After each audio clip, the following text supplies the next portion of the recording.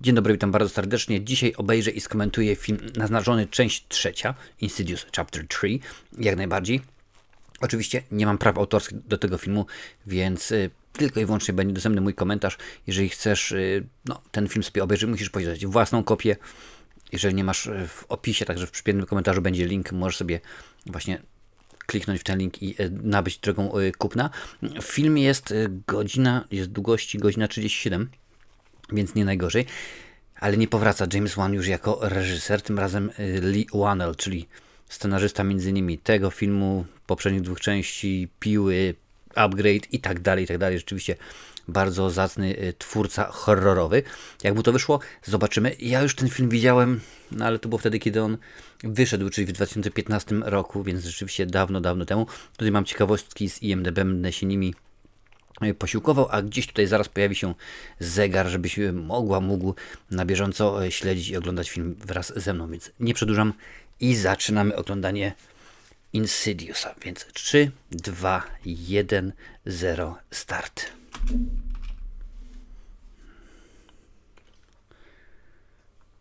Ok, rozpoczynamy. W ogóle Insidious tak naprawdę to nie jest naznaczone, to bardziej byłby podstępny, no ale niech już będzie, nie ma tego złego.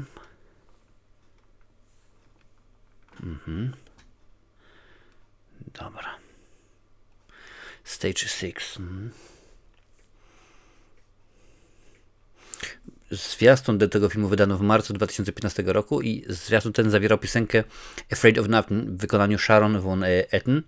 No ale oczywiście, jak to się miało miejsce, nie poprosili autorki o prawa autorskie do tego filmu, więc użyto to bez jej wiedzy, bez jej zgody. Kiedy ona się o tym dowiedziała, filmowcy byli zmuszeni zapłacić jej za nielegalne wykorzystanie jej muzyki. Zdarza się, jak widać nawet w Hollywoodzie, nie wszystko się zgadza. Zobaczmy, jak to będzie. Dwie poprzednie części, to też były oczywiście omówione i są też na liście. Podobały mi się zdecydowanie. Zobaczymy, jak to będzie tym razem. Nie oglądałem właśnie muzyka od razu.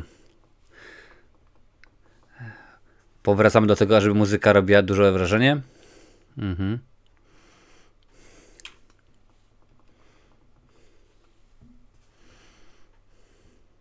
Dobra. Oglądamy naszego podstępnego. Few years before the Lambert Haunting, czyli kilka lat przed wydarzeniami z domu Lambertów, że tak powiem. Czyli jest to tak zwany prequel.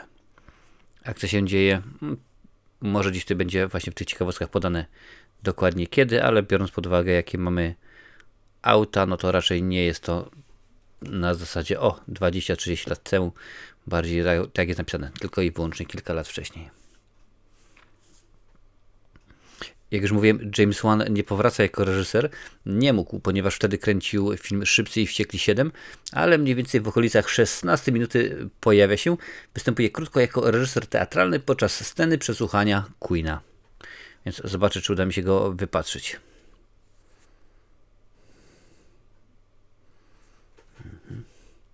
Akcja filmu rozgrywa się w 2007 roku, a poprzednie części to jest 2010, czyli 3 lata wcześniej.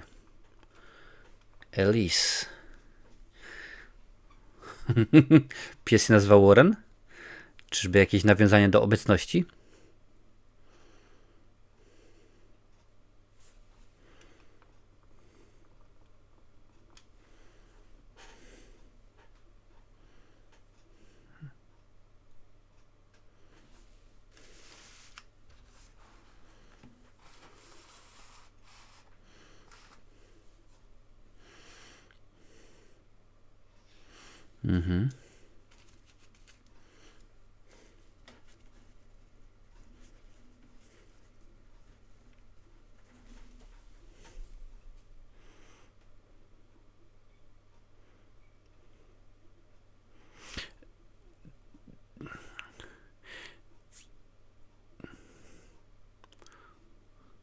Domyślam się, że ten, kto wpadł na pomysł, ażeby naszą bohaterkę uśmiercić w pierwszej części, pluje sobie w brodę tak samo jak osoba, która stwierdziła, że będzie dobrym pomysłem, żeby uśmiercić Jigsaw'a tak bardzo szybko.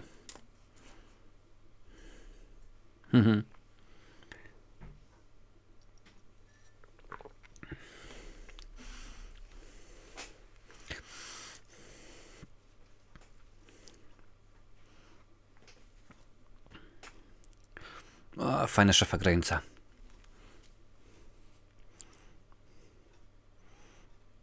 I wszystko znowu skrzypi. Tak jak to cudowne krzesło.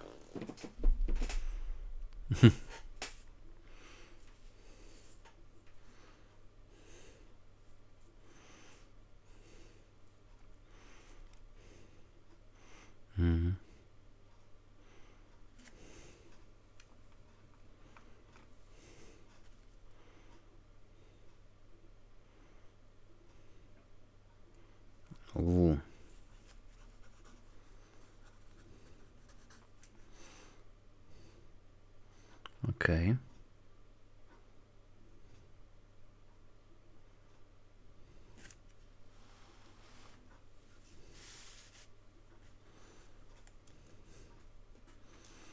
Cholerstwo.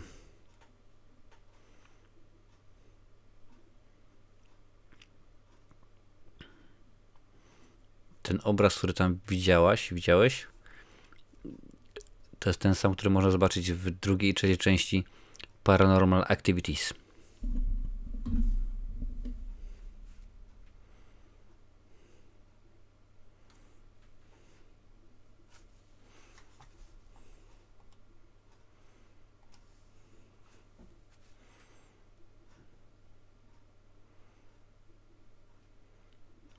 W filmach z tej serii u Jamesa Wana drugi plan, tło jest bardzo ważne, więc zwracaj na to uwagę.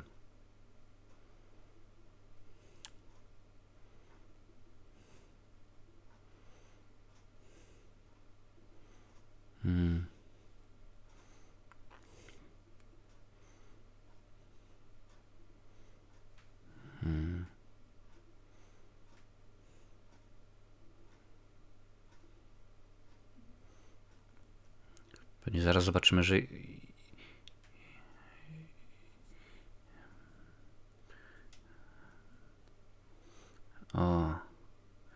pewnie się coś przyplętało.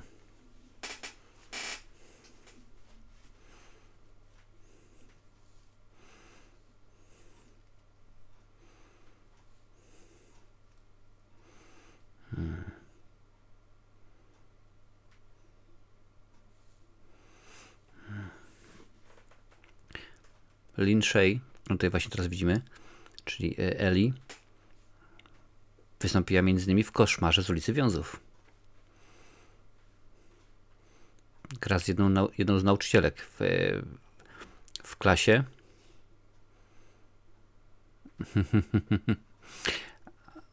A to tylko dlatego, że jej brat był współwłaścicielem New Line Cinema.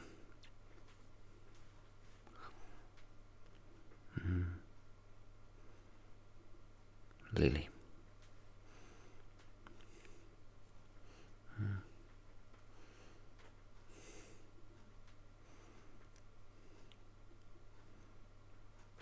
No to teraz przez chwilę się zamknę i zobaczymy, co się będzie działo.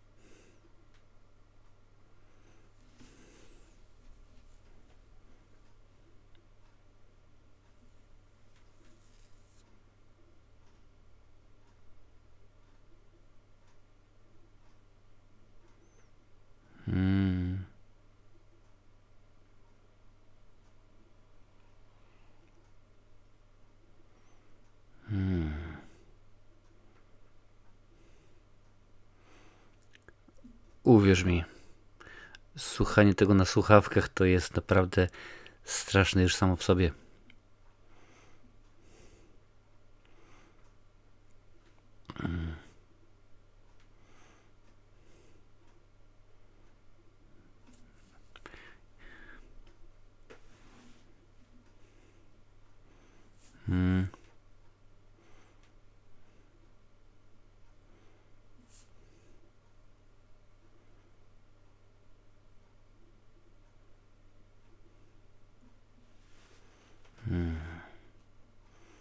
No tak, w poprzednich częściach mieliśmy, jak to się ładnie nazywa, Panna Młoda w Czerni. Był demon o szminkowej twarzy i długowłosy diabeł. Tutaj też mają być jakieś nawiązania właśnie do tychże postaci, no. W końcu to jest ta sama seria. O.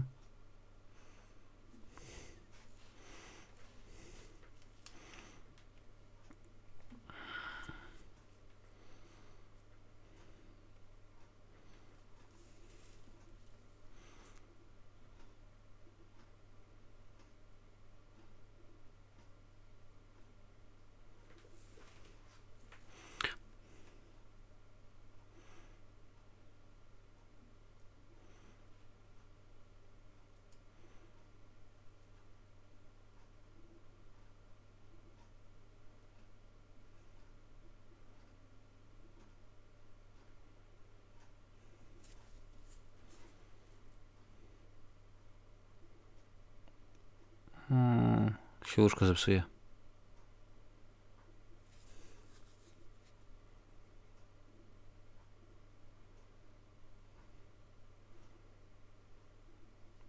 No, na razie powoli się rozkręca. Mi to jak najbardziej nie przeszkadza, bo lubię. Lubię, nie mam z tym najmniejszego problemu.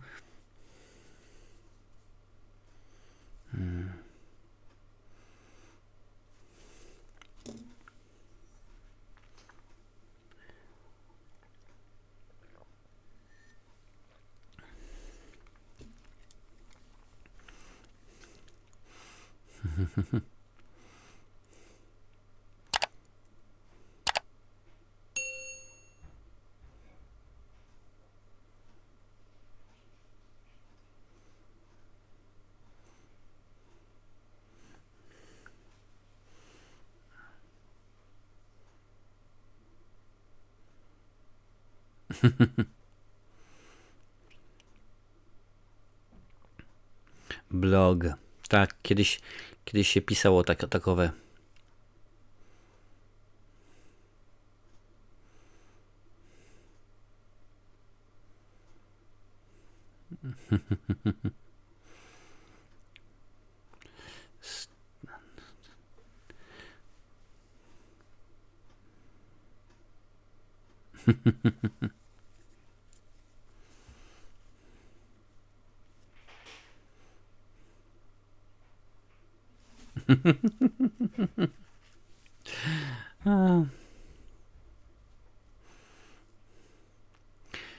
Midsummer Night Dreams.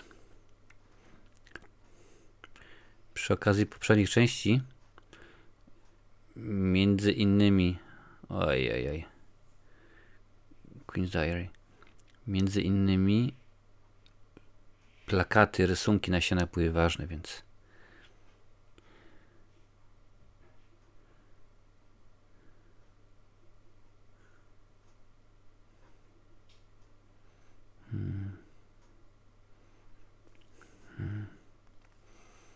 PJ Harvey.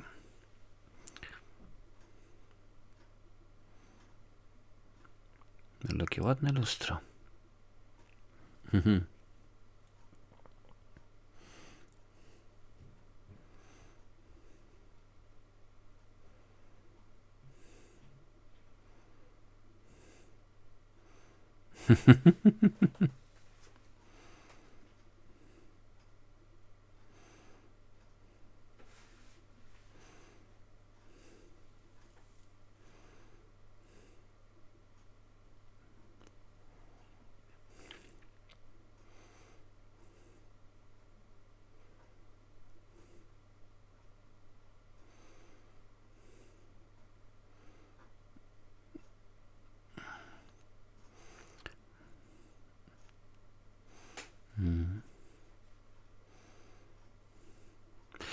Jaki, jaki piękny dywan.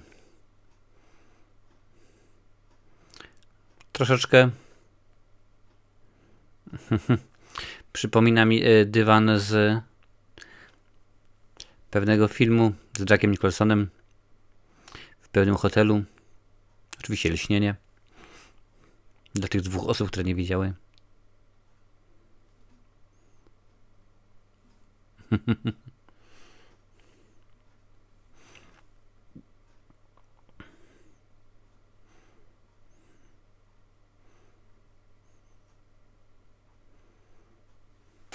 No co mi się zdaje, że ta starsza pani odegra ważną rolę.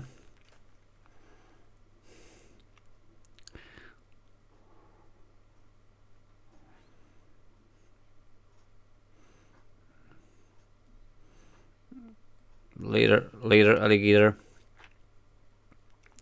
Czyli tutaj to ma być teraz gdzieś mniej więcej, jesteśmy w okolicy 16 minuty. Tutaj się ma pojawić James Wan jako reżyser w tymże teatrze.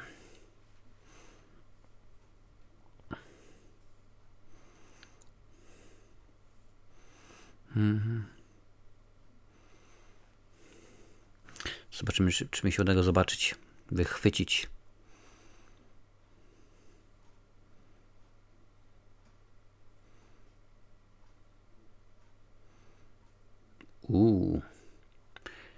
Coś za nią podąża. Albo jak to powiedział Tomasz Hajto, podąża. Ale ładny teatr, pięknie to wygląda.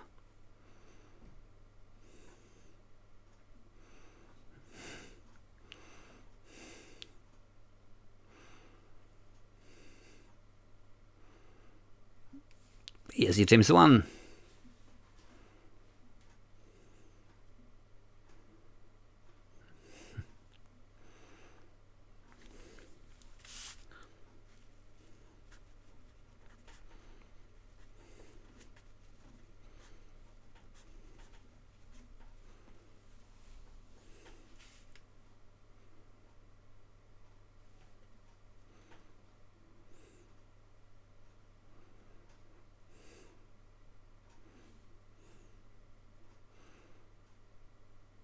Nie.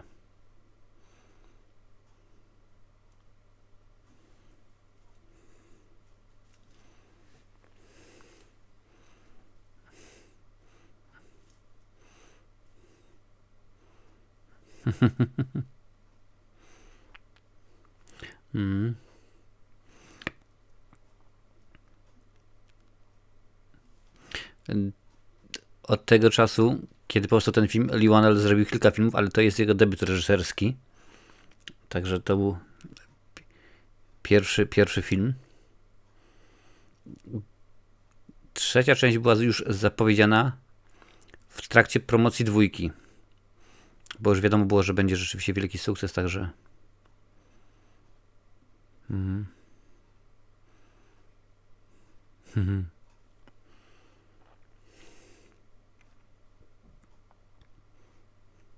Na potrzeby jednej z postaci Lee Wannell, czyli scenarzysta, reżyser, powiedział, że chciałby, ażeby ta konkretna postać, uwaga, cytuję, wyglądała jak ofiara lenistwa z filmu 7. I co na to robi osoba odpowiedzialna za obsadę? Zatrudniła dokładnie tego samego aktora, który właśnie w 7, w filmie pod tytułem 7, zagrał tęże ofiarę. Tym aktorem jest Michael Reed McKay. Także nie ma to jak iść na całość. No znowu ten sam ludek.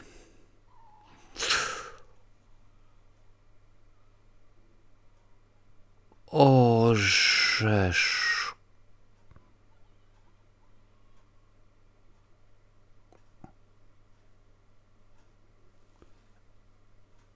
No tego się nie spodziewałem.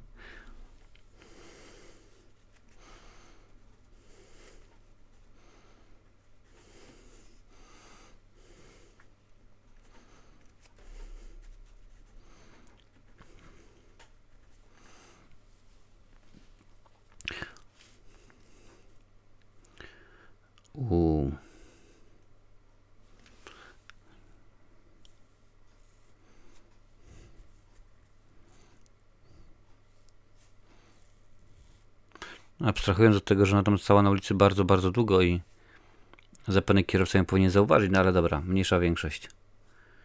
Dobrze, jak na razie się nieźle zaczyna. Ona pewnie będzie stała obok.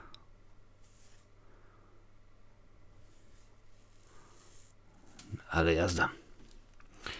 No, czyli jak u Hitchcocka. Na początku filmu ma być trzęsienie ziemi, a potem tylko napięcie rośnie. Jest i Ellie.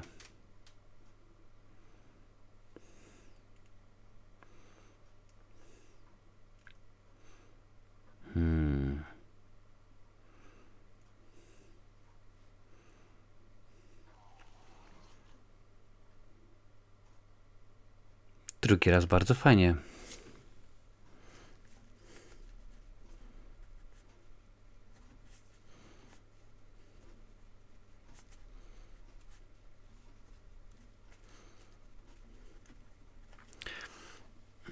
Czyżby to był człowiek, który nie może oddychać? Wszystko na to wskazuje. To właśnie był ten sam aktor, co w filmu 7. Grubo, naprawdę grubo.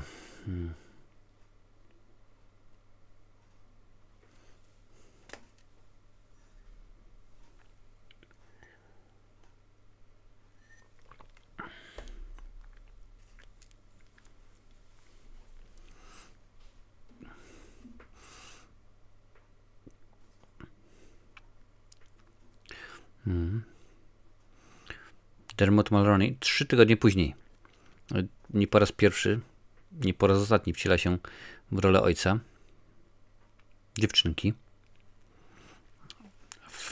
w filmie, który straszy.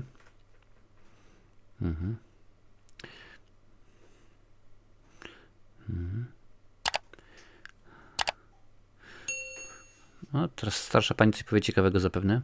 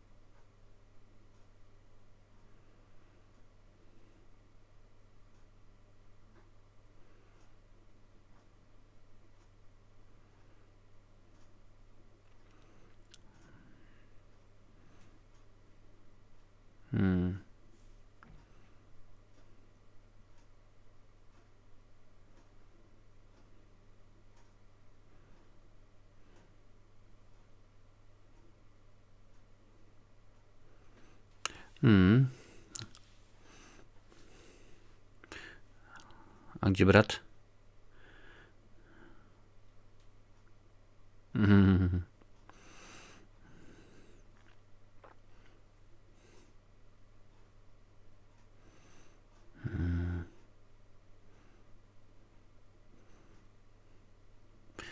No, ciekawe co prawda.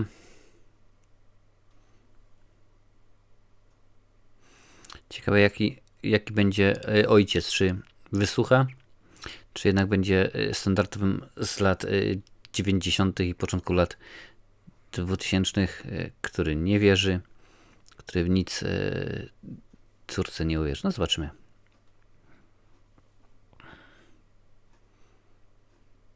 To jest jedna z rzeczy chyba, którą bym chciał wyeliminować właśnie w horrorach. Te skrzypiące drzwi, podłoga, łóżko, fotel. No ale wiadomo, że w życiu nie zawsze jest tak różowa.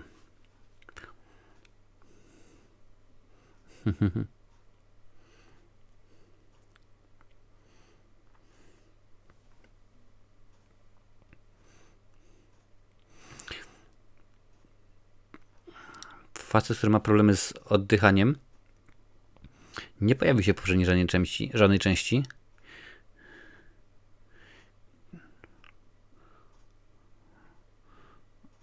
O, będzie chyba ciekawe wykorzystanie.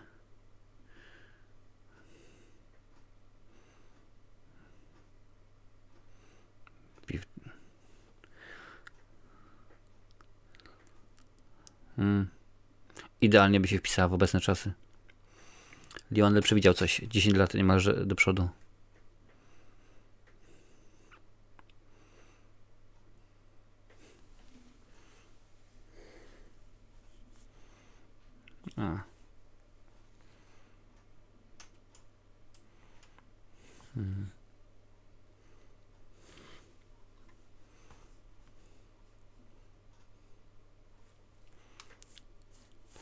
Co będzie pierwsze? Wentylacja czy dzwoniący nomen omen dzwonek?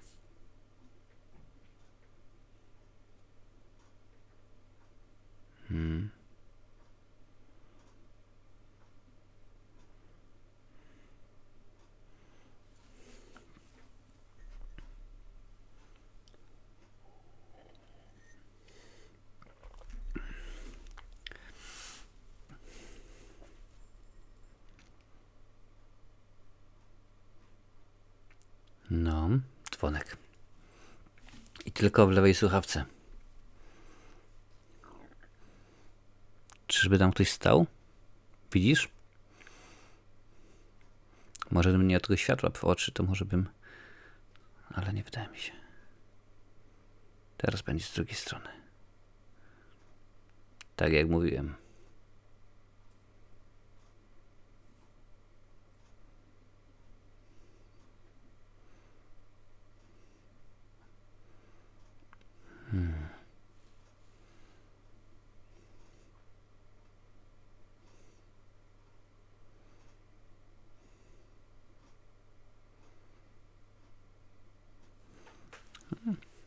Save by the bell. Czyli pomogła. Dobra, dawaj Elise.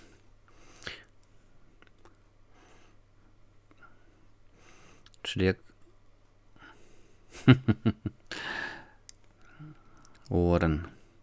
Warren i Ed Lorraine. Oczywiście to są postacie z cyklu Obecność. Właśnie tam w Eda wcielił się znany oczywiście również z tego cyklu Patrick Wilson.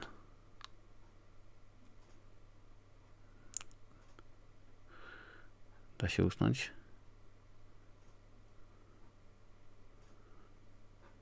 Jednak nie. Jednak nie.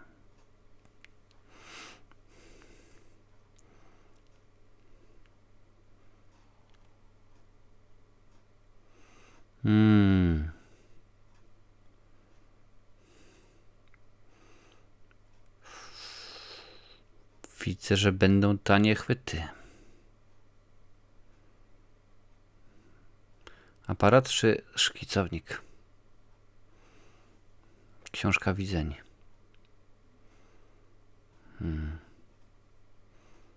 Queen Brennan. No to nieźle. Mechaniczna pomarańcza. Ciekawa książka.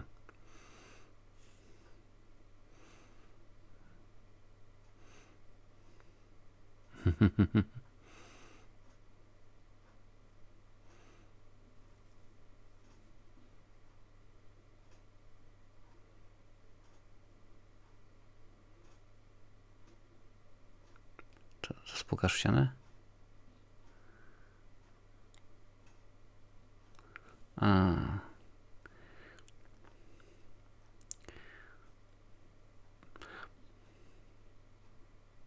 Pam. Pewnie niczego nie spalę, ale domyślam się, że za czas jakiś... teraz okaże się, że chłopak jest w szkole, albo w pracy, albo coś.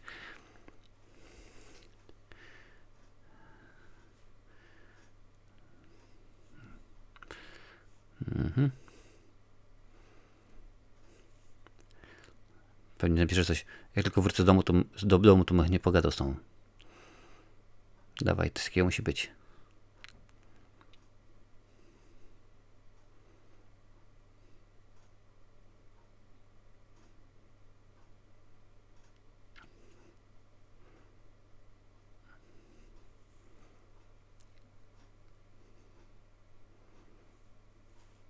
Bach, bach.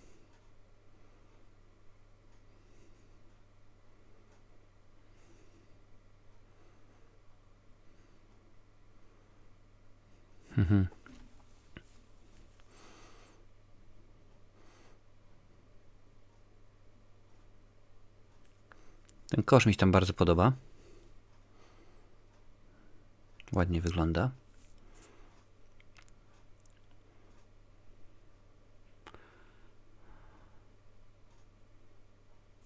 No ale zauważyłem, że Liwanl jest dużo bardziej przewidywalny i stawia na straszaki. Zaraz się to stuka pewnie.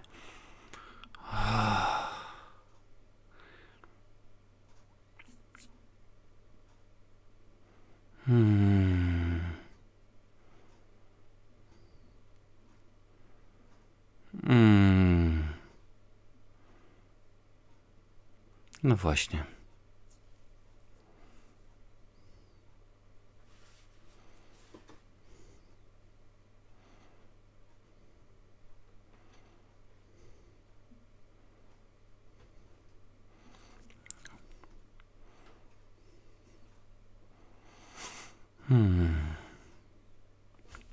Dużo straszaków.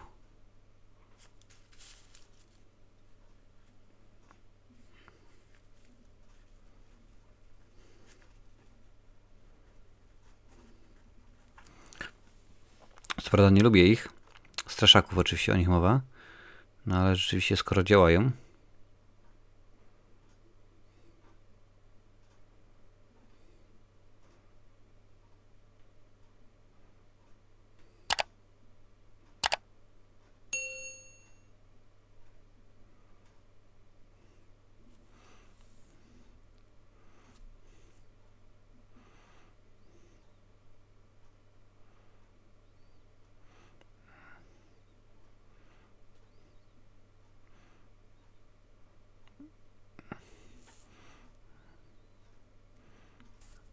No tak troszeczkę rzeczywiście nie ogarnia facet. Biorąc pod uwagę, że to jest Ameryka.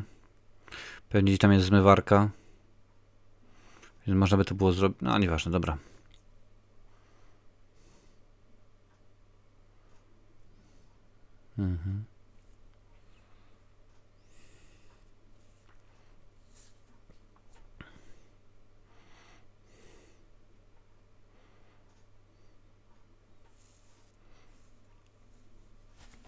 No dobrze. Przypominam, że dzisiaj oglądamy film naznaczony część trzecia. W tym momencie jest 32 minuta i 25 sekunda. Lubisz takie oglądania? To daj suba i włącz dzwonek, zapiszę wszystko.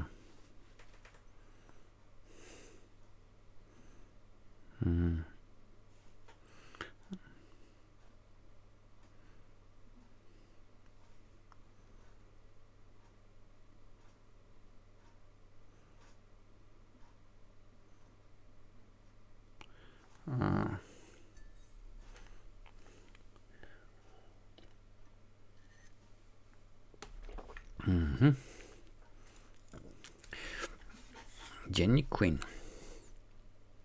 Znowuż fajne wykorzystanie czerwonego i zielonego. Nie wykrywa nic na nowo, naprawdę. Nie wymyślają koła na nowo. Już we wspomnianym koszmarze z ulicy Wiązów sweterek Frediego nie bez kozery miał kolor czerwony i zielony. I o ile tutaj u mnie czerwony się zgadza, zielonego z tej strony bardzo mało, więc muszę popracować.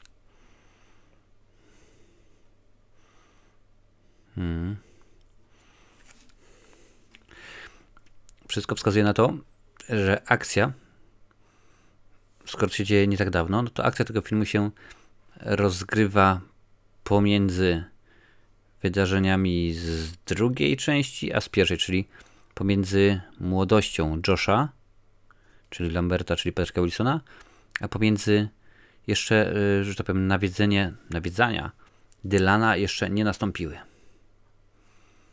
Ładny obrazek był obok, z drugiej strony.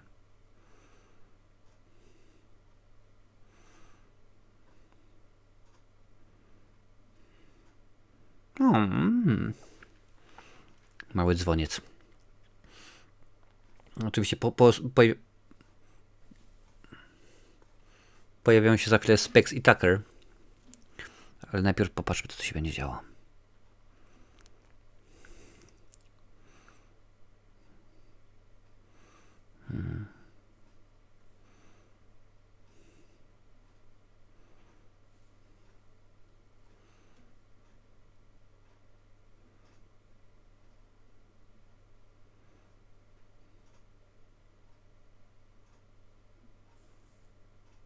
To nie jest Lily.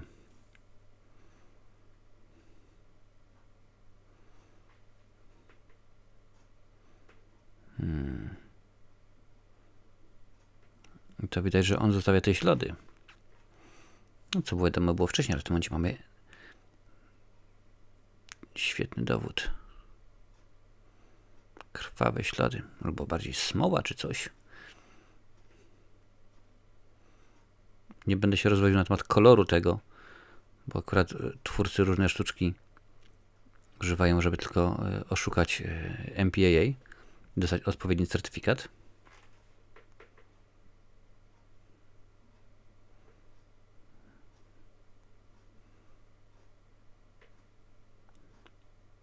Wow.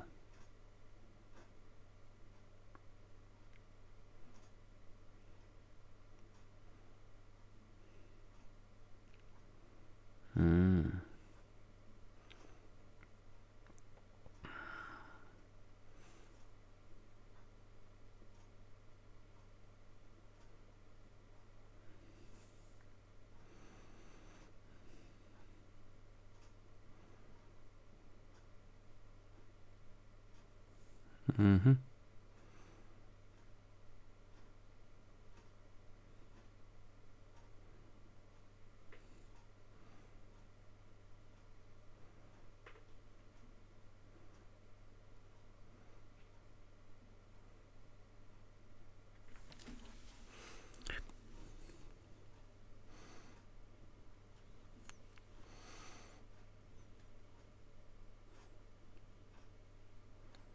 Cały ten pokój był pokazany w bodajże drugiej części. Także jak chcesz zobaczyć, jak on wygląda oświetlony, no mnóstwo tutaj artefaktów, to tamtą część musisz zobaczyć.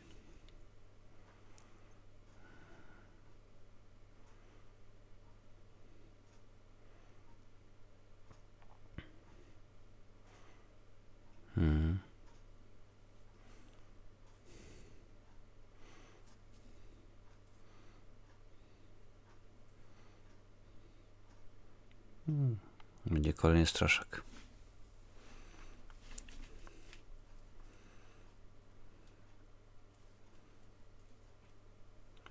U góry albo za tobą.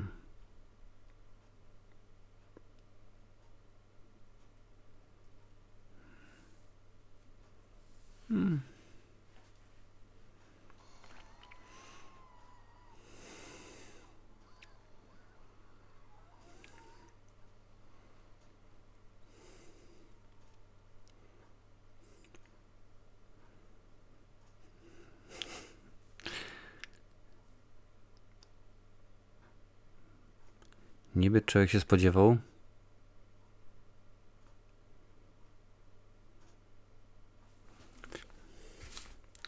Bardzo dużo straszaków.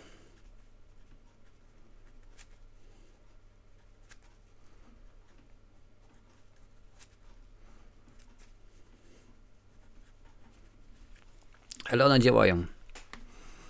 Zresztą widzisz.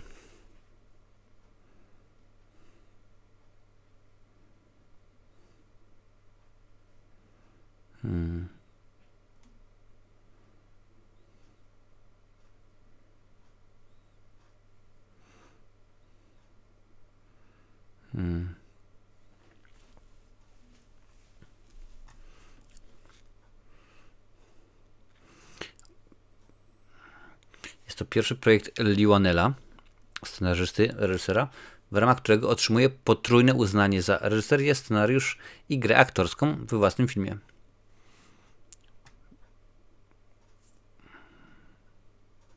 O, reszty.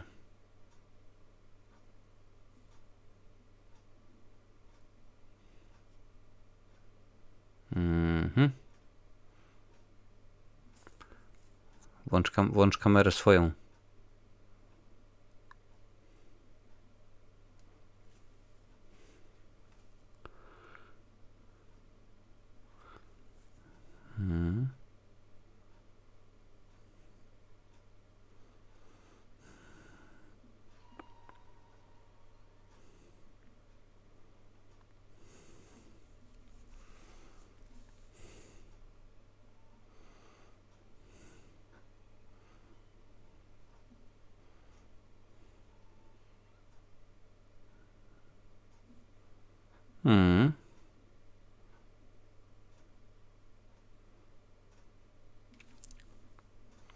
Niezły motyw.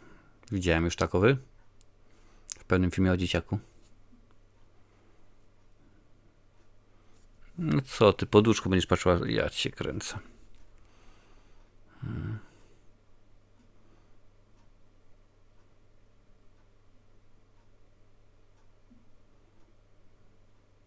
Nie będzie nic, u góry będzie.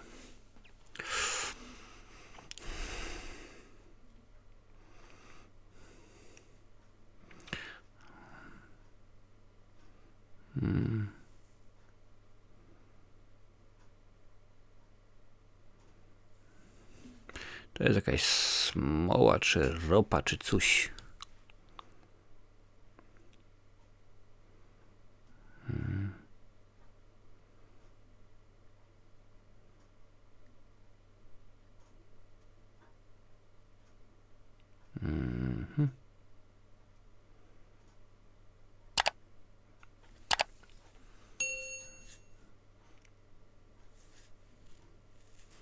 Nie może się ruszyć, bo coś jest z szyją. Tak już uprzedzam pytania.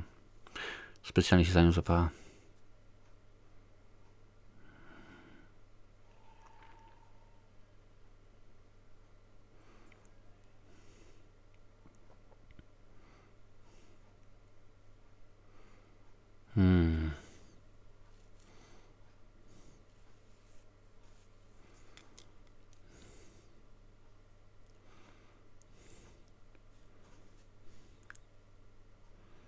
Jeszcze kończy ortopedyczny, proszę bardzo.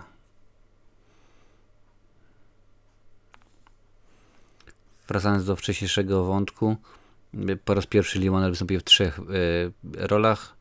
Wcześniej w 2 występował m.in. w filmie Piła, gdzie był scenarzystą, a także grał jedną z 2 głównych ról. Mowa oczywiście o pierwszej części.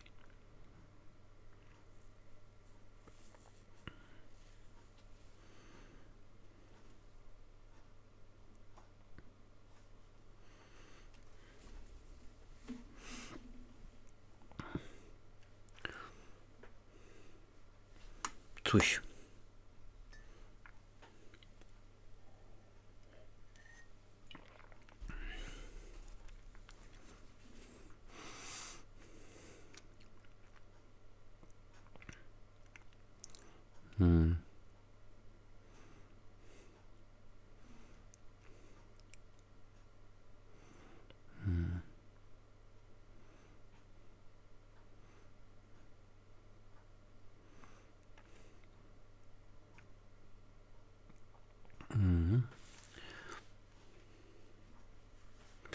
Zobaczymy, czy będzie wszystko w porządku.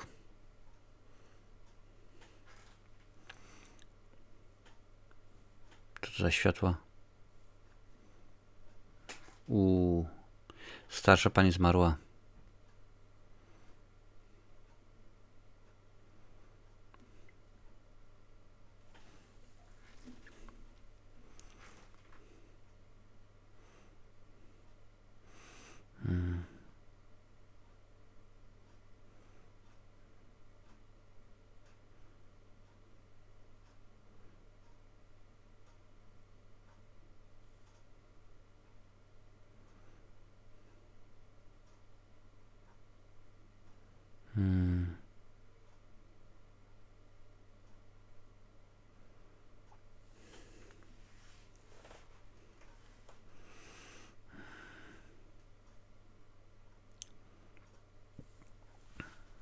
Rzeczywiście ładna.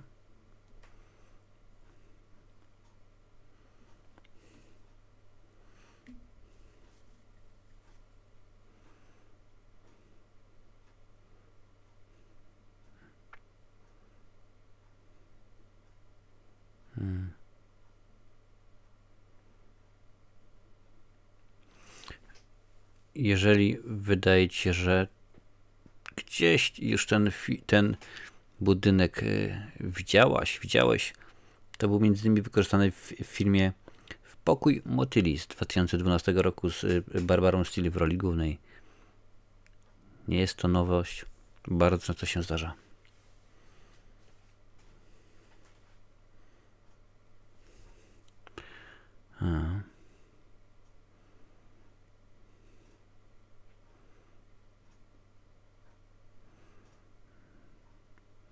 A to chyba nie pomoże.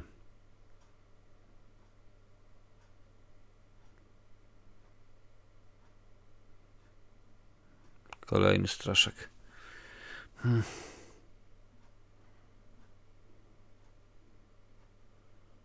Ale rzeczywiście ładny budynek, trzeba przyznać.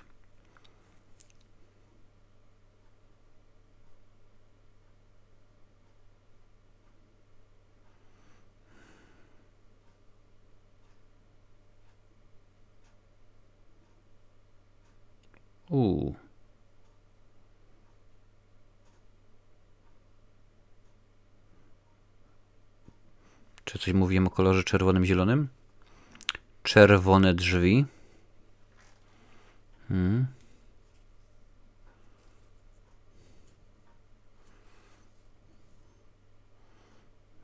Dywan z hotelu Overlook.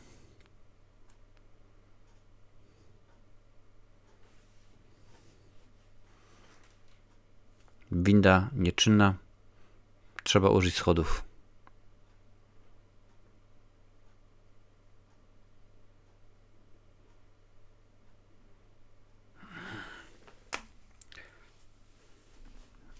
Ładnie sobie stoi za nią.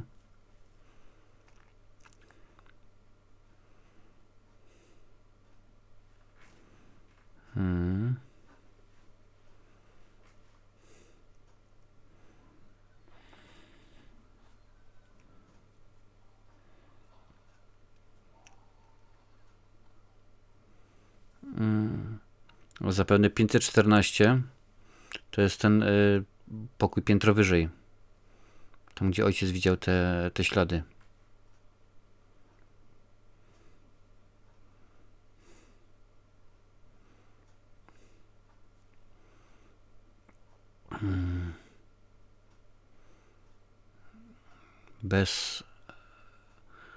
Bez rąk i bez stóp. Bez dłoni i bez stóp.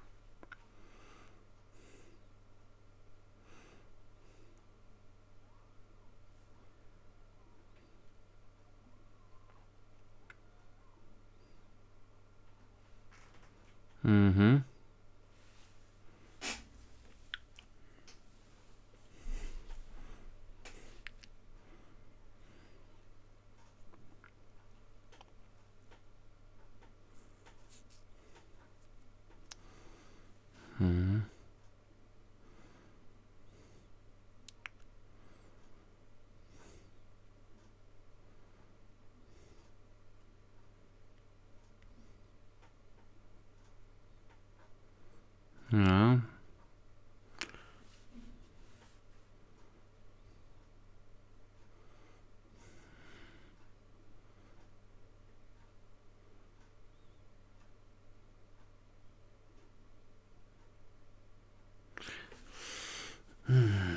Zielony bardziej taki kolor.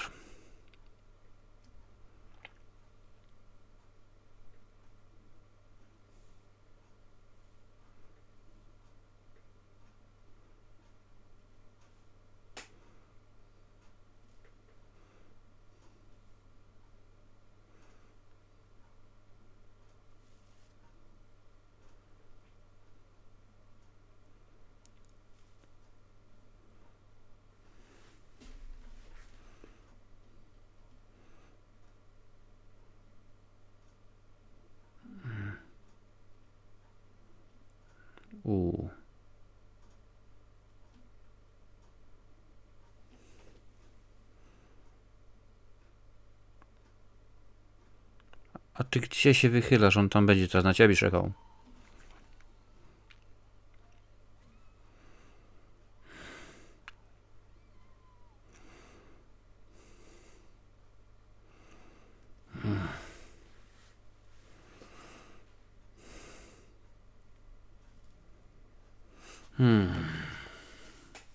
Bardzo dużo straszaków. Całkowicie inny koncept, konwencja, pomysł na tę część, jaką miał James Wan przy okazji dwóch poprzednich rozdziałów, można by rzec.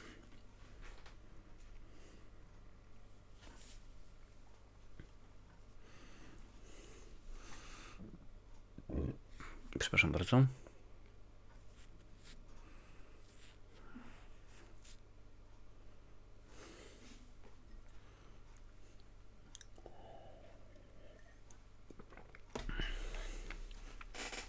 Podoba mi się, że rzeczywiście ojciec przejął się tymi. Zrozumiał. W tym momencie chcemy gdzieś, tak, 50 minuta i 40 sekunda. Lubisz takie oglądania? Udostępnij na swoich mediach społecznościowych.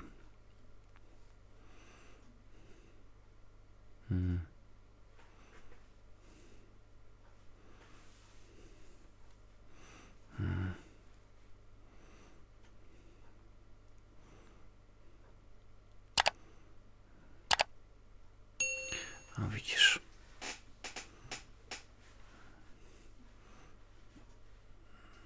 No, a może to nie on sam się zabił, tylko może coś go, jakiś demon czy coś.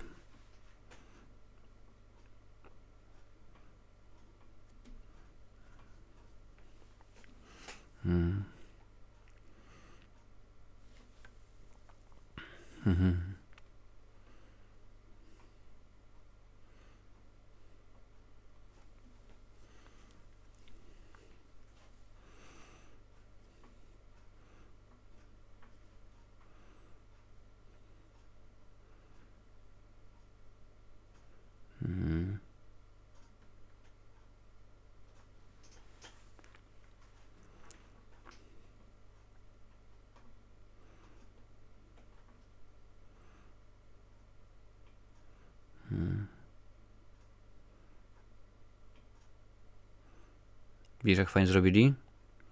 On jest w pokoju jasnym, ona jest w ciemnym.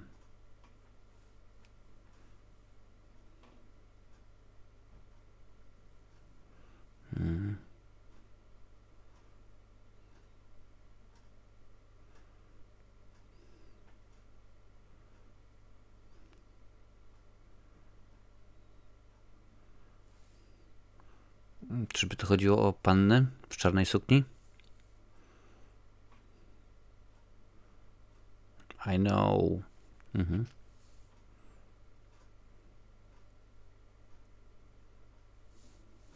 Bardzo ładne nawiązanie do poprzedniej części.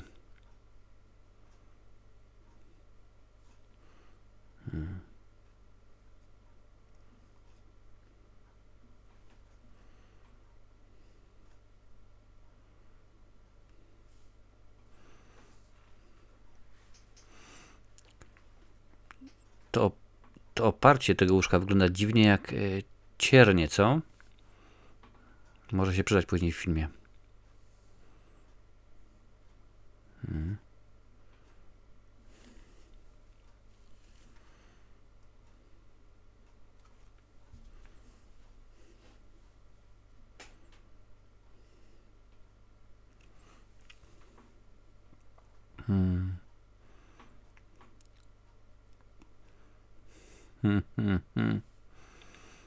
Nagroda imienia Strasburgera przyznana.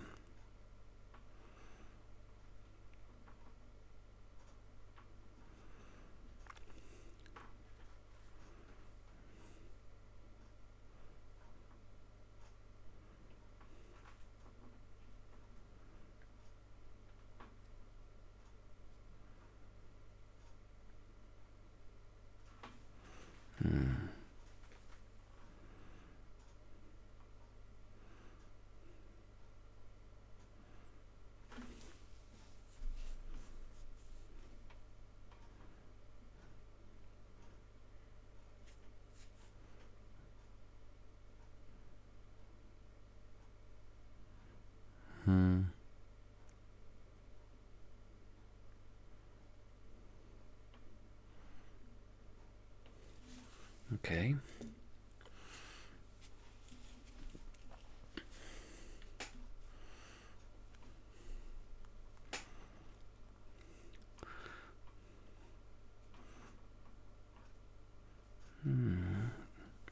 Zaraz się pojawi.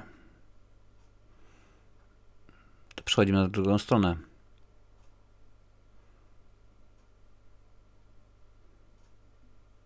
I przejście z czerwonego do zielonego. Naprawdę zdjęcia są bardzo fajne. Bardzo podoba mi się właśnie wykorzystanie kolorów.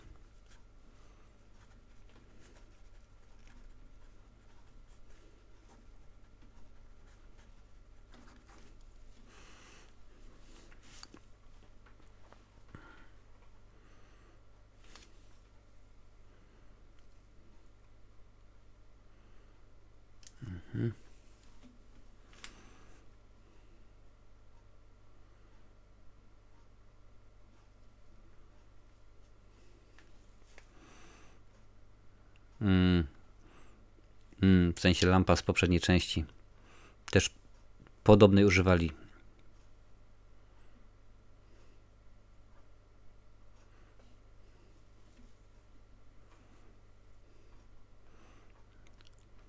No, zobaczymy. Dziwne w sumie, że nie ma tutaj jeszcze właśnie pomocników, czyli Takera i Spexa. Po raz wtóry czerwone drzwi. To jest, widzę, że to jest leitmotiv wszystkich części. Bo w jedynce było, w dwójce tutaj. Pamiętam, że w piątce, no bo oczywiście już widziałem, też było.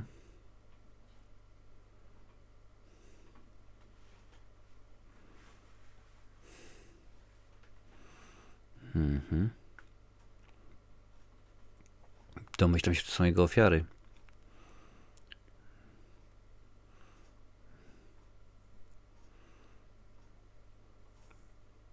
I obstawiam, że niestety pojawi się również starsza pani.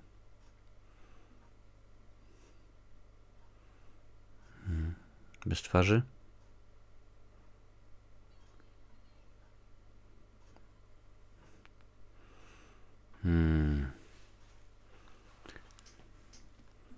No tak.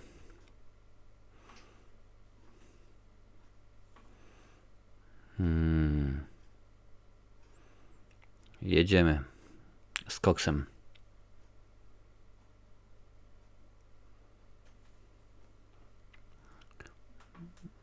Pewnie do piwnicy.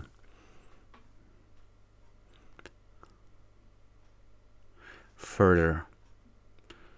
Taki był pomysł na początku, że naznaczony.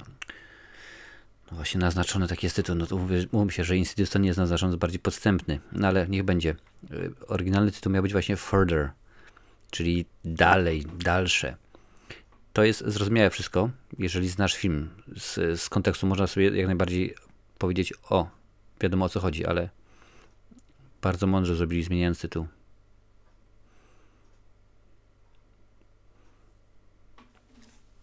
Co prawda nie utknęli z tym jak szklana pułapka z Nakatomi Plaza, no ale jest i dom. Czy my znamy ten dom? Wyglądało jak dom Lambertów, co? Fajny wszczyk.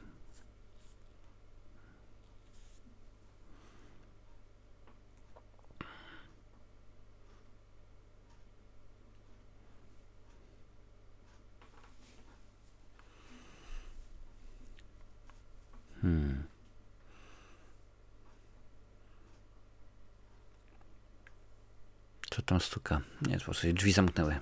Zatrzasnęły właściwie. Uwierz mi. Oglądanie takiego filmu o dokładnie północy jest 0000 na słuchawkach, kiedy wszyscy śpią. Niekoniecznie jest dobrym pomysłem.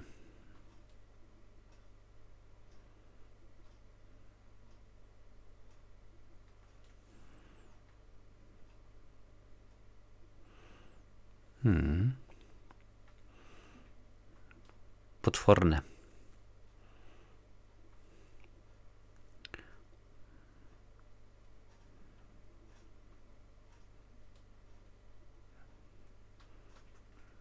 Pięknie. Zniknie.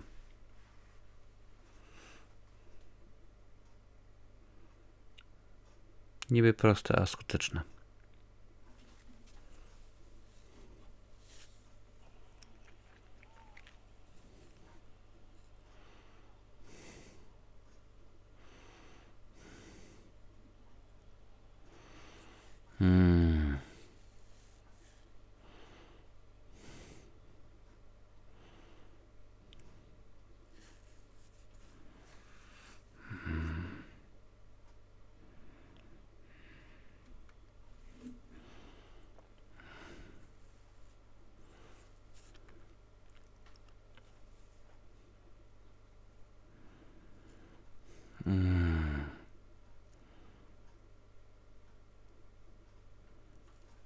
Pojawiła się dama.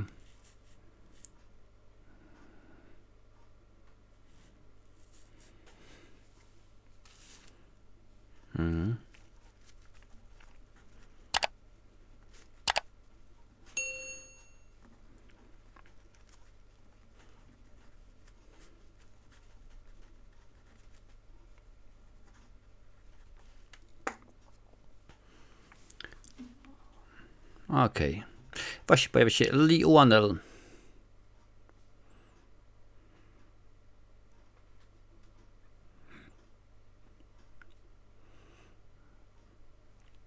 W 2015 chyba już YouTube wtedy istniał, tak? Mi się wydaje, że już istniał.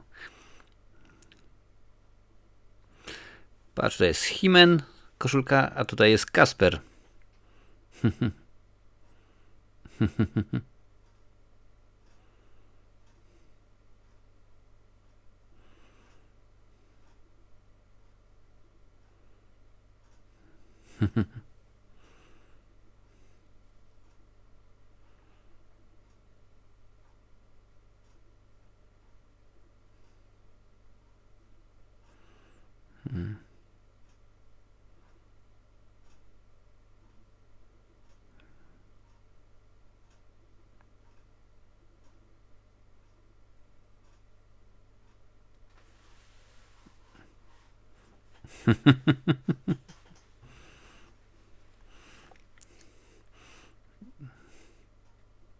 Dawać, jedziemy z koksem.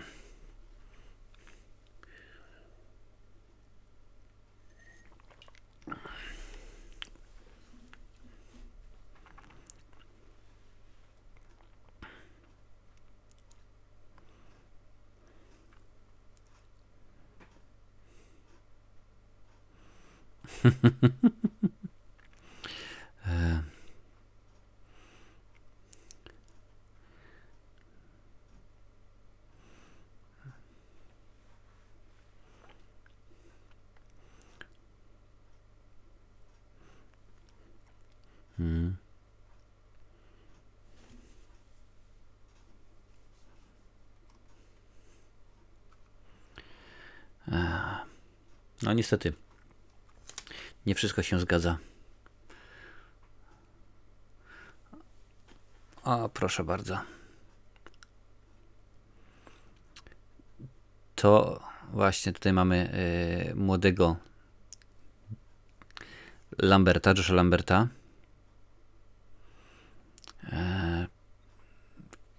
I to właśnie Elise wraz z nim, z tym gentlemanem w 86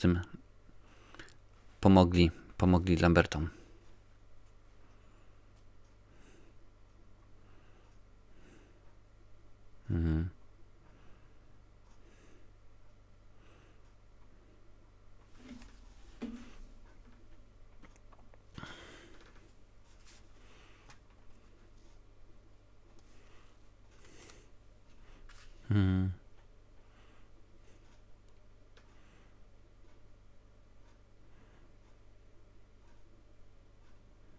Dokładnie.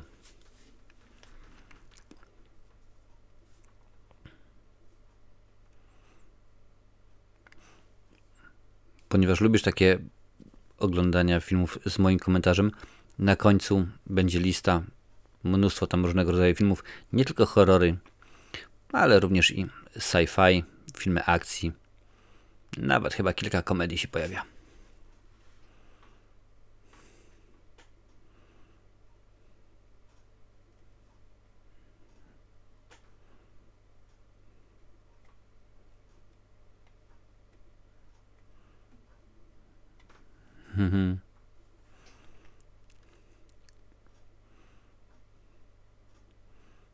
Okej. I co? Pewnie sobie He-Man znowuż usnął, bo to standard jest. Zdziwiłbym się, było inaczej.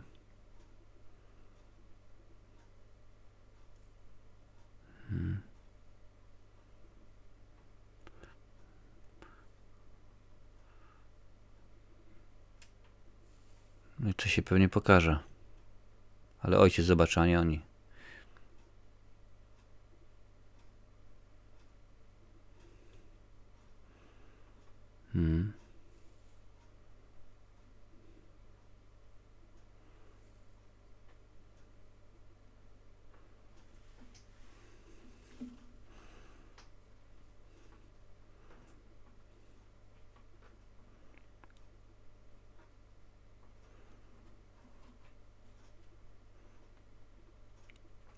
No zaraz przyjdzie koło was, więc zobaczycie.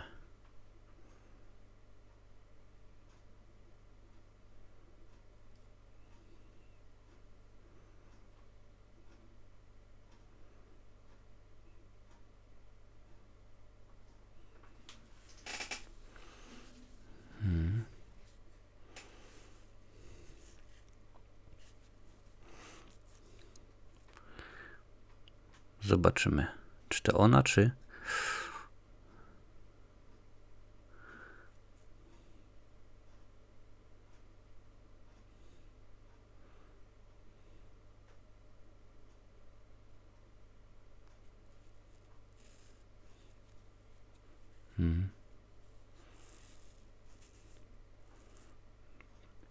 Pokażcie, co tam się na tej kamerze dzieje.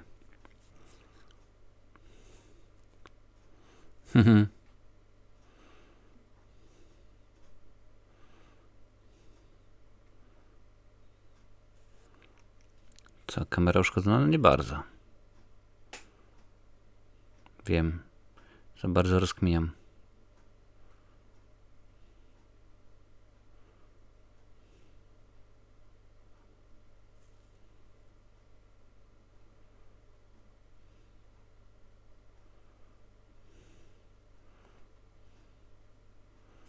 Jakaś szafa czy coś.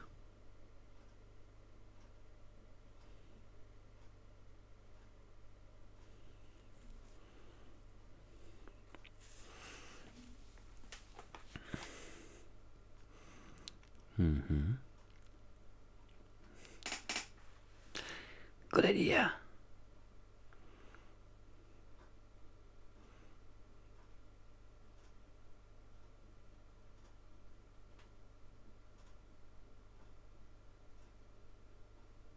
Nie z tej strony.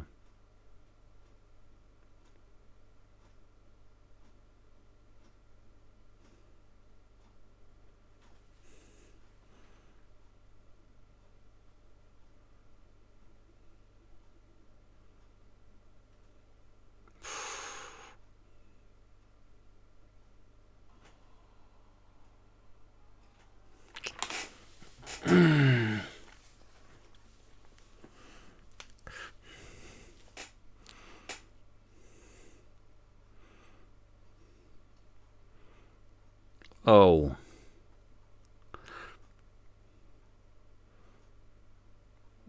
Teraz powinna rozwalić gips.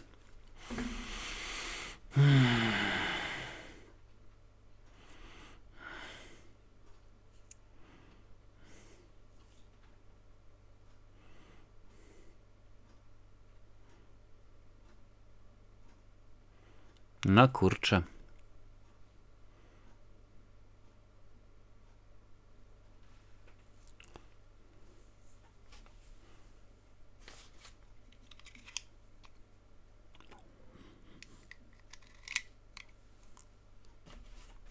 Nie wiem. Nie wiem. Zbieg okoliczności.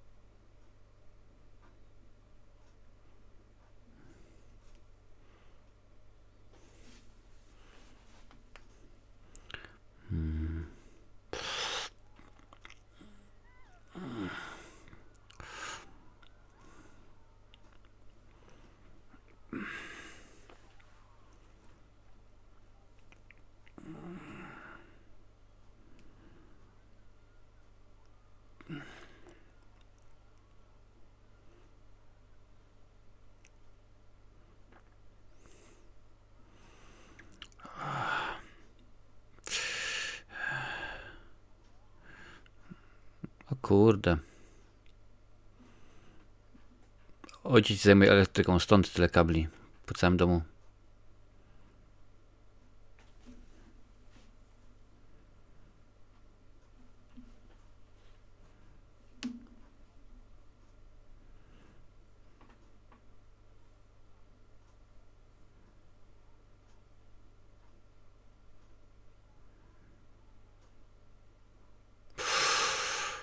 O, jest i Eli.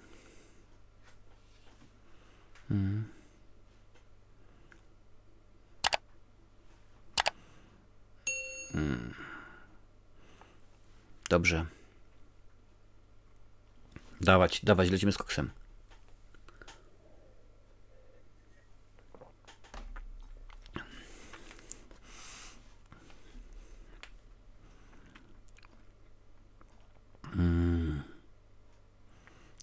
Zobaczymy.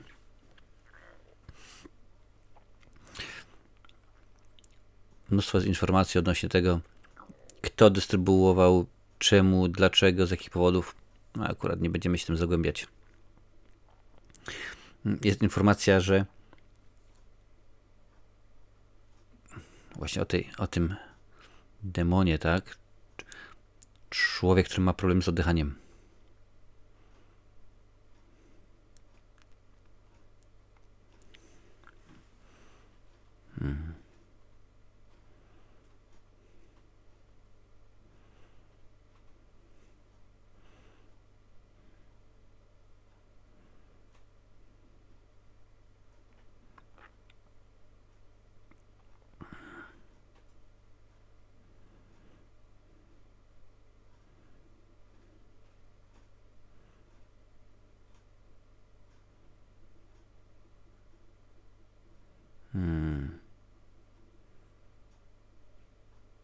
O, widzisz.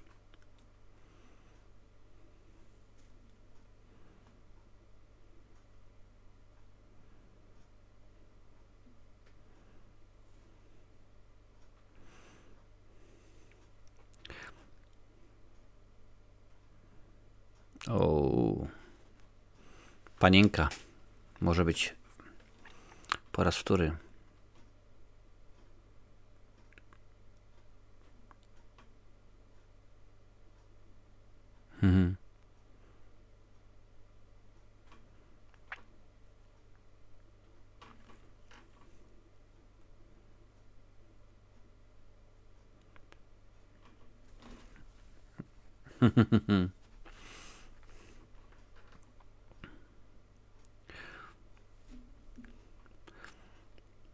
Za chwilę dokończę myśl.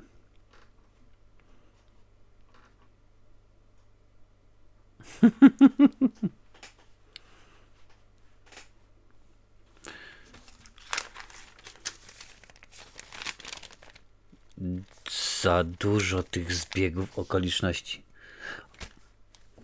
Moje notatki.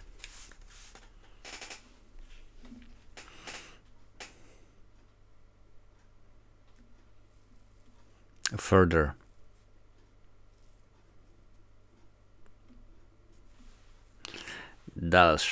Dalej.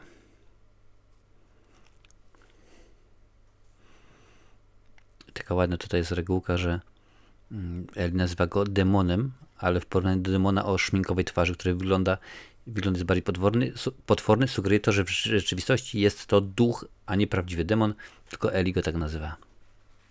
Elis, no, niech tak będzie. Okej.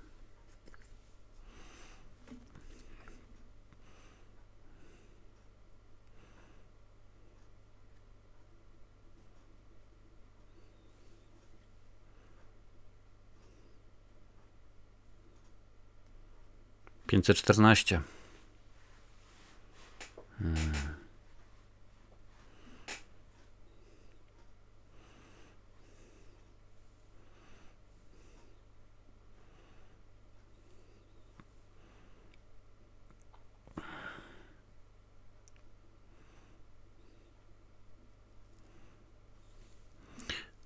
Pokój z czerwonymi drzwiami.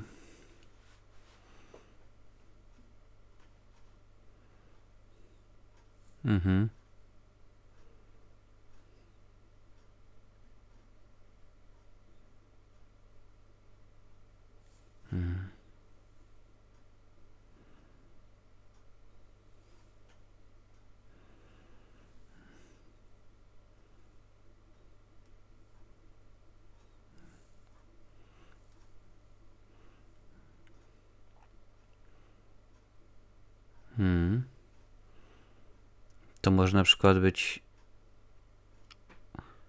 matka Queen.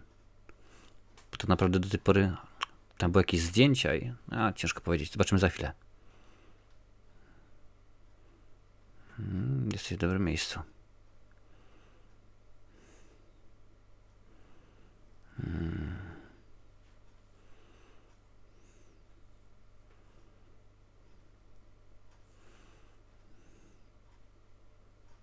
Jej mąż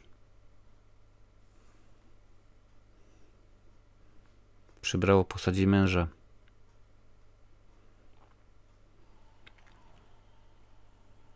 Ona.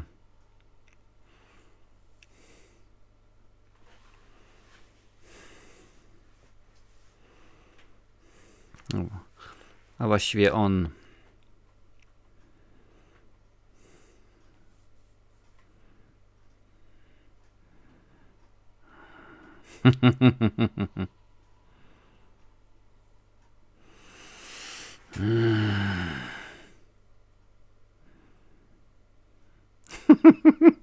Co to ma być? Co to ma być? Ja wiem, że to jest po to właśnie, żeby, wiesz, banan wpadł na ryj. No ale takie wątki, takie momenty też się muszą pojawić.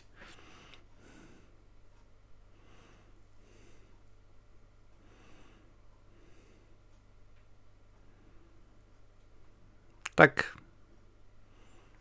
Jej mąż.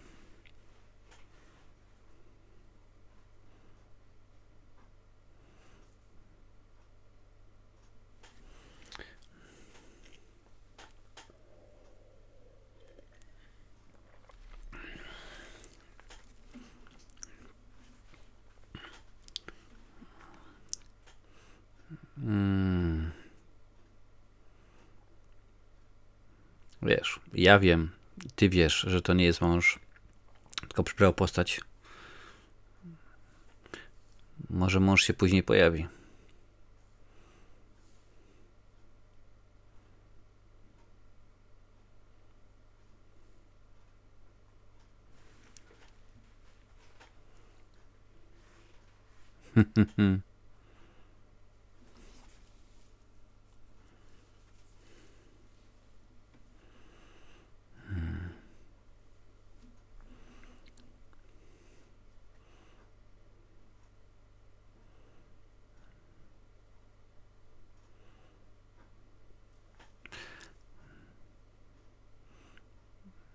No, ona nie jest tempa, także.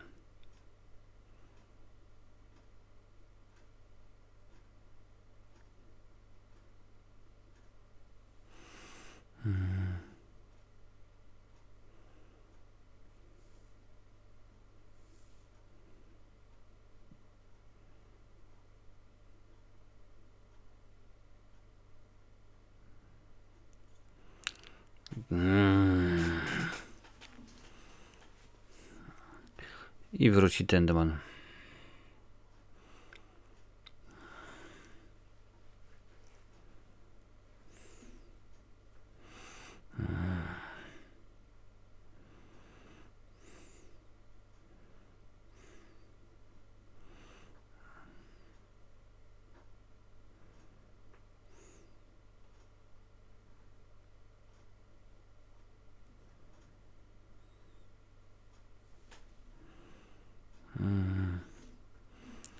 A to jest ta bez dłoni, bez nóg.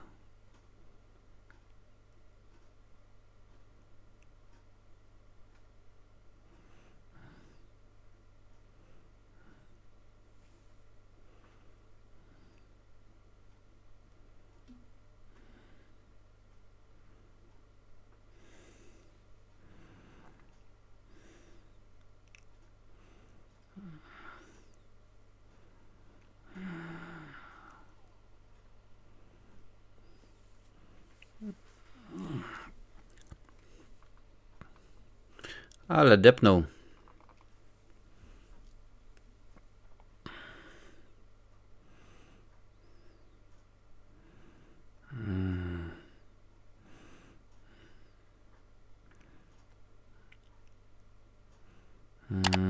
Dawać, dawać.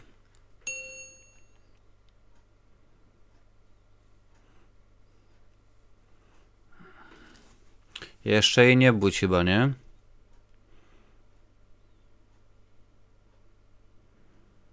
Tutaj będzie czekał.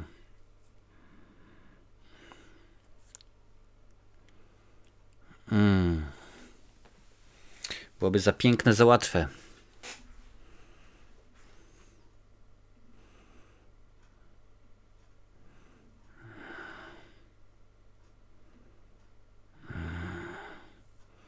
Dawaj, dojedź go.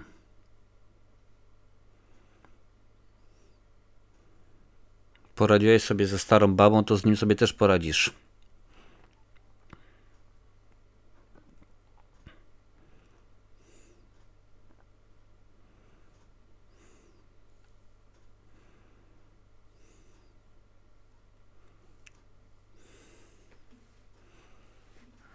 Ale Ali, ona nie wsiadła. No właśnie.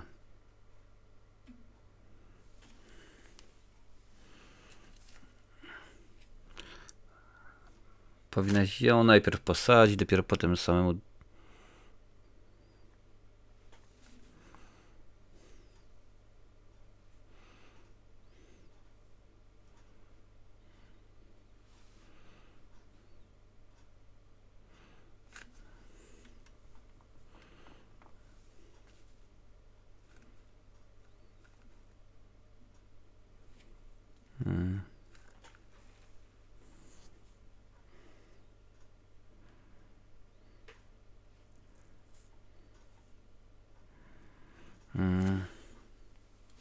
Dawać, dawać.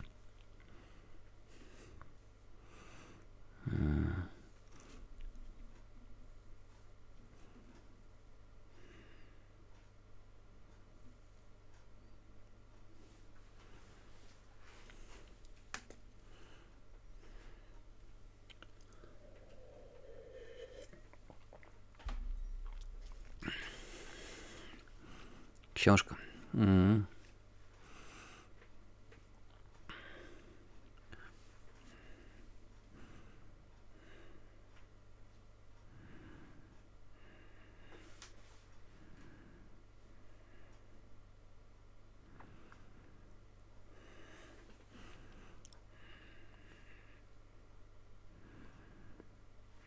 Dawaj.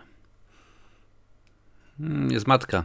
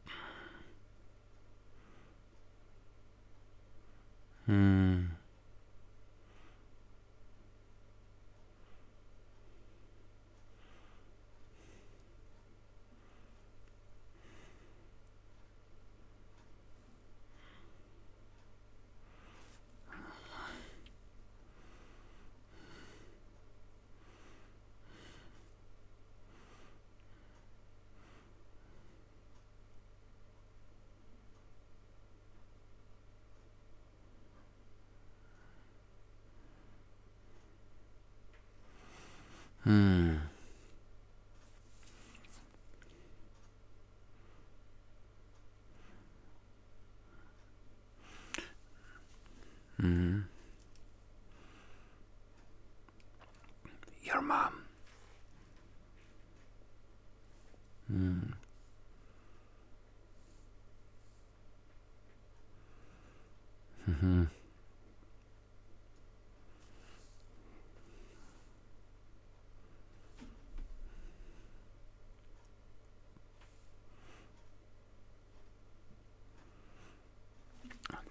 To tak.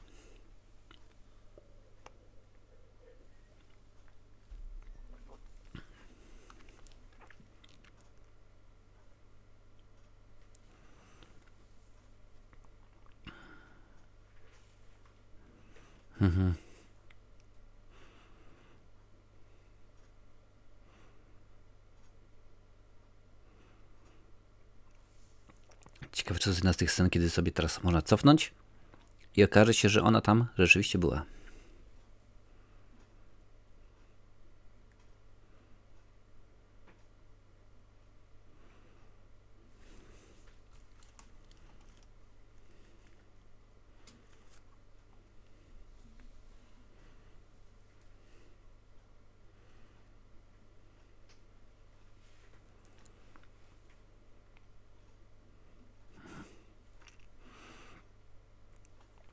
To jest ciekawostka na temat właśnie mamy, czyli Lilith. Zaraz.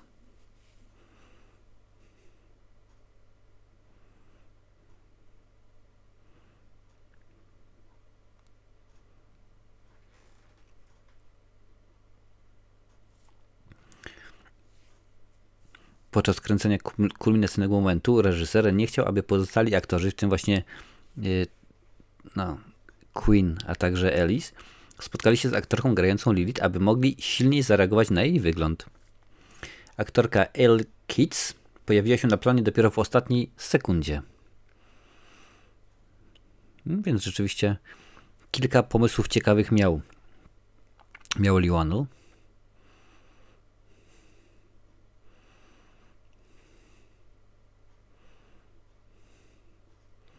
Ale chyba sprawdzę zaraz po obejrzeniu tego filmu, czy tam matka rzeczywiście tam siedziała, czy on miał taki pomysł na to wszystko. Fajna rejestracja. Specs i Tucker.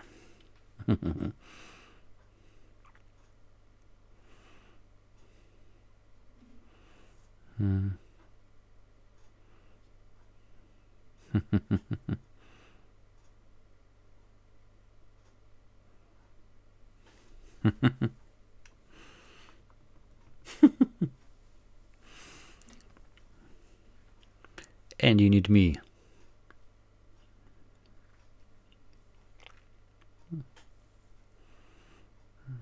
O.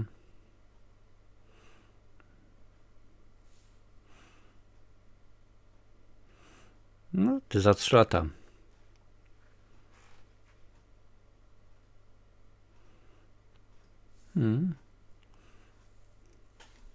Ciekawy pomysł.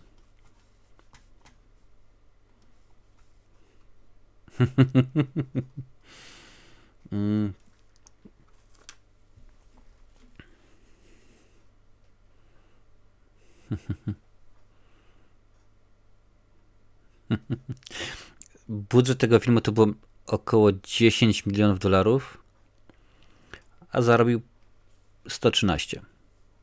Całkiem nieźle. Dobrze, zobaczymy, co się dalej dzieje. Będę też sprawdzał, czy jest scena po napisach.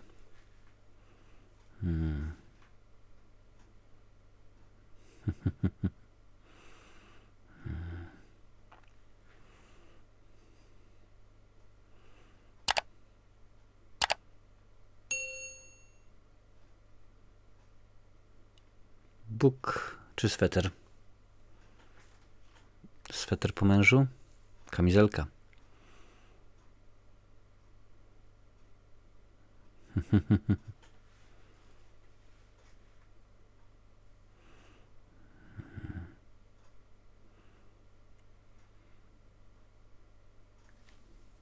Te drzwi.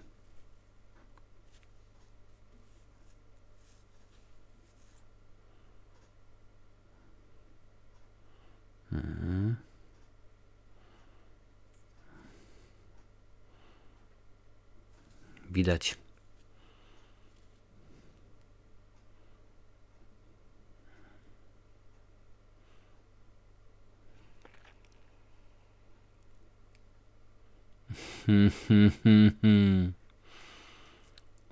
Pojawił się oczywiście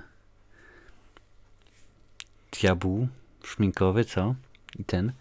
No, trzeba przyznać, że nie jest najgorzej. Poprzewinę, w tym momencie tak naprawdę film się skończył, ale przewinę i zobaczę, czy jest jakaś scena po napisach, bo akurat to mają w zwyczaju.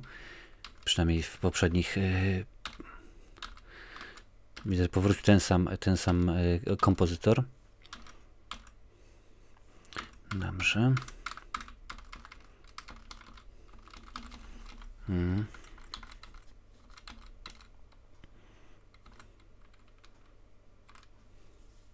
Okej.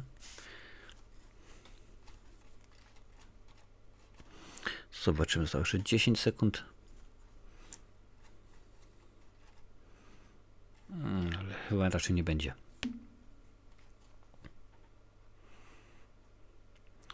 Nie ma żadnej sceny po napisach, ale ponieważ ja jestem upierdliwy, to teraz sobie sprawdzę, czy rzeczywiście podczas przesłuchania. Tam gdzieś tam gdzieś będzie jej matka.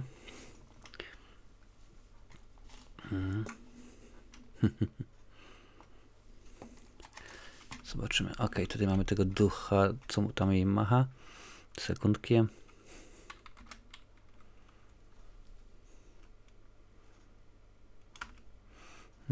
Guzik widać. Niby coś tutaj błyszczy, to może być medalik albo coś. Więc teoretycznie można by się zgodzić. No ale na takim monitorze plus tak naprawdę to nie jest wersja 4K. No to rzeczywiście nie jest szansa, żeby to powiedzieć.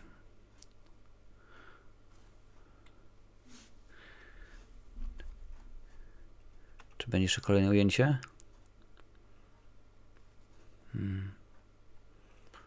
No, teoretycznie jest jedno ujęcie, które pokazuje to z perspektywy matki, no ale dobrze, film to dzisiaj się skończył.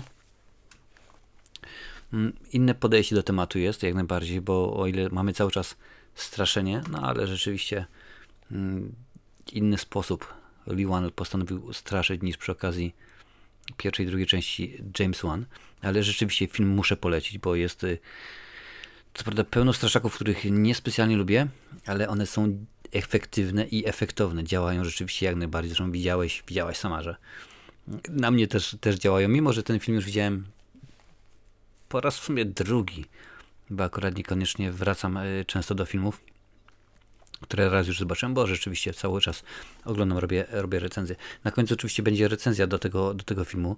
Możesz sobie zobaczyć, co o nim myślę. Również, jak mówiłem wcześniej, będzie pewnie odnośnik do tego filmu. Możesz sobie go, jak to mawia siostra Anastazja, nabyć drogą kupna. I cóż, tak, naznaczony część trzecia jest w porządku. Niedługo będzie trzeba obejrzeć. Ostatni klucz, chyba taki nosi tytuł, czwarta część. W każdym razie naznaczony część czwarta już niedługo.